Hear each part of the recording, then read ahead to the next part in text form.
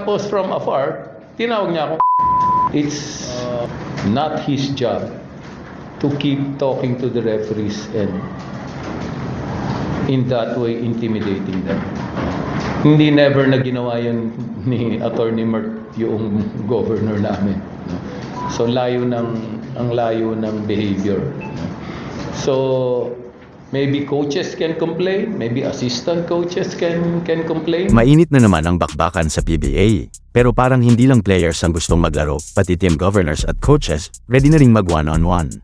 Sa Game 4 Nanograms semifinals ng Commissioner's Cup, nanalo ang Rain or Shine kontra Barangay Ginebra, 97-85, pero mas pinag-usapan ng fans ang bardagulan sa sidelines nina Al Francis Chua at Yeng Guiao. Ayon kay Chua, yung team niya, di ko pinapakialamanan eh. Pakialamanan niya yung team niya. Aray ko, parang hindi na basketball, parang family reunion na may agawan ng lechon. Nagsimula raw ang tensyon pa lang sa first quarter. Sinabi ni Yeng na may ginagawa raw si Chua para ma-intimidate ang referees. At syempre, kapag si Coach Yeng ang involved, automatic may libreng action, drama, at expressions package. Pero hindi pa doon natapos. Pagkatapos ng laro, habang nagha-handshake ang teams, biglang naging heated verbal altercation ang eksena sa gitna ng court. Parang WWE crossover sa PBA. Imbes na, good game, coach. Ang dating yata, mag-usap tayo sa parking lot.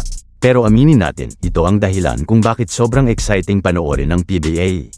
Hindi lang laro, may kasamang teleserye, comedy, at action movie. Ikaw, kampi ka ba kay Al Francis Chua o kay Coach Yeng Guiao? Comment down below, at huwag kalimutang mag-like, subscribe, at pindutin ang notification bell para sa mas marami pang maiinit na PBA updates at bardagulan moments. See you sa next video.